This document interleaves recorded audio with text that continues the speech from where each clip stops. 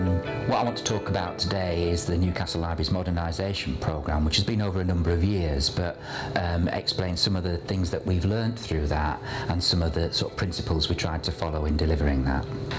What we've tried to do in Newcastle, and it has been a 9-10 year programme now, was take a service which was on the brink of failure. It hadn't failed, but we'd had something what was then called a best value review, where we just got 1 star with promising prospects for improvement, and that took quite a lot of negotiating to get the promising prospects for improvement, and quite ambitiously tried to turn that around to turn us into one of the leading library services in the UK.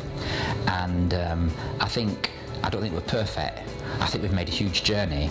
I think some people would say that we'd already gone a long way towards achieving that by probably about 2004 or 5. What we've had associated with that, though, is quite a unique and ambitious rebuilding programme, which has sort of reinforced the modernisation journey, enabled us to come to grips with not things that we would have had to do to improve that initial performance, but to keep improving and become a bit of a leader in the way contemporary library services are delivered. That's what people tell us. Yeah. And you know, I think when you talk about a 9 years modernisation problem, you could easily yawn and think, well, we won a war in 6. But you know, we went from being that 1-star service to turning the council into CPA excellent within 3 years. We were a good council, and the library service tipped them into excellence by just getting top scores for standards, public library position statement, everything, performance. And on top of that, we've had this building programme, which has enabled us to address quite a few cultural issues in the way people work and deliver services. By the end of 2003, we'd closed 3 libraries, been allowed to reinvest the savings in the service budget. This was part of the best value action plan, and we'd got a new model of opening hours, which meant that we opened from January 2004 the 4 biggest libraries on a Sunday, and we did that within that overall budget envelope. We'd sorted out some lunchtime openings, things like that. And when you look back, not that dramatic. The Sunday opening was the biggest change I think we've ever made. And you can't make people work Sunday if they don't want to work Sunday, unless it's in their contracts. Nobody had Sundays in their contracts. But we didn't want, there were other models of Sunday opening where the library service was staffed either by the senior management or by people who only worked Sundays, so although they did their very best, there wasn't a sense of service continuity throughout the week. We were lucky, we had got a number of volunteers who were willing to work Sundays. We did recruit a lot of Sunday-only people as well to help them, and we didn't have to rely on senior management to come in on Sundays. That's not because I didn't want them to, but their job is to do something different. So we just went with it, and the staff were great. They were very anxious before, it wouldn't work, they didn't want it, and they just rose to the challenge and implemented it beautifully, Sunday opening. And that was our big change, really. And the other reason I think it was successful is it was built on public consultation. It wasn't management coming up with the latest idea or responding to fashion. We consulted with the public. It wasn't that conclusive, but they wanted better weekend opening and better late night opening, and they didn't want us to be closed on bank holiday Saturdays, because we had a tradition of closing on the Saturdays of the bank holiday weekend. And therefore we were able to say, not only do we think this is a good thing to do, but this is what the public want, and if we want to be a successful service, we've got to respond to public demand. And why should the politicians support us if we ignore what the public want? And people responded to that. The other big thing which I was lucky with, you know, I was lucky because the staff were ready for change, but there was also an agreed rebuilding programme. The council had a new customer service strategy which involved developing 6 primary customer service centres in the city, and 4 of them were to be on library sites. So that meant 4 of our bigger libraries were demolished and rebuilt with both library and customer service centre in. There were difficulties over customer service assistants being graded differently to library assistants, yet working side by side. It was a big change for the staff. We've not got an integrated service, but we have got a complementary service. Sometimes, you know, you could be customer service and I could be libraries, and we're as close as you and I are now. And again, that doesn't seem that dramatic now, but at the time that was a big change for people. But that has worked very, very well, but it was another modernisation driver. And what we were able to do, not so much for the first one, but as each one was built, we found a way of influencing it more in terms of design and layout and the public welcome, and staff became quite adept therefore at negotiating with colleagues from different parts of the council and working alongside of them.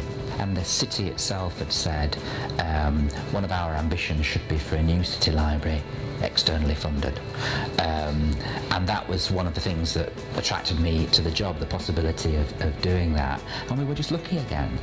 DC, Department for Culture, Media and Sport, put out a call for PFI proposals. I came in February, the call went out in May. We put in a bid and we were successful. It took from May 2002 to June 2009 to open it and build it and open it, but that was you know, you could have had all the other ingredients but not that call for proposals, and you wouldn't have been able to make progress with it.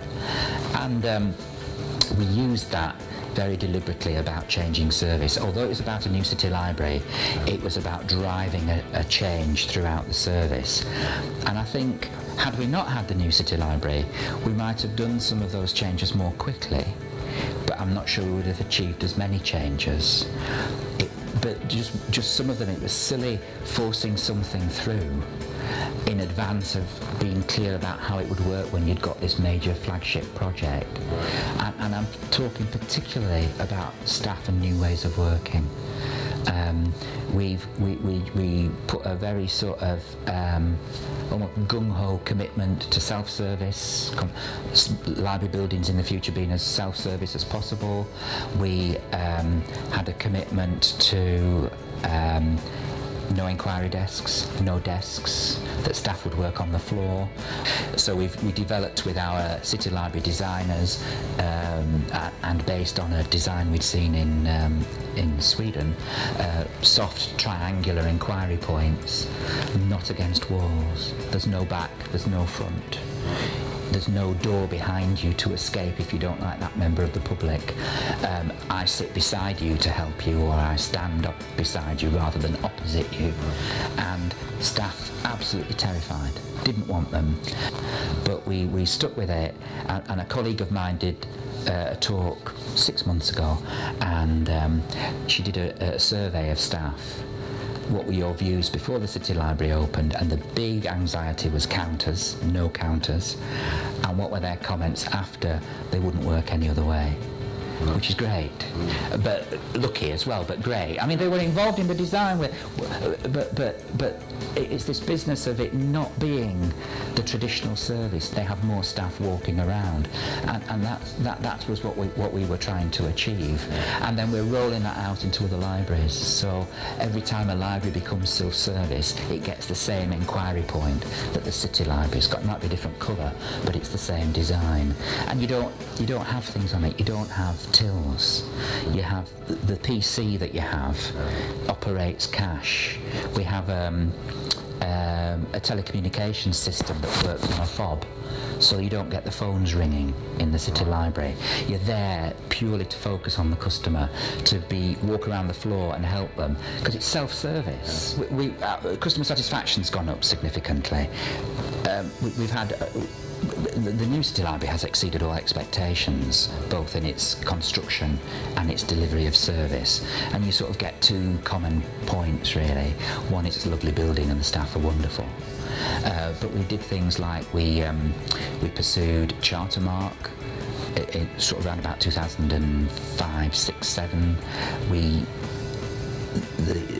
As we got the keys to the new city library, we were told that we had to be reassessed for what's now customer service excellence, with the successor to Charter Mark, and we got that, and it's sort of been embedding those principles of putting the customer first throughout the process really. But a lot of that, things like new ways of working and driving it out to the community libraries, has been made more possible by the impetus of a new building.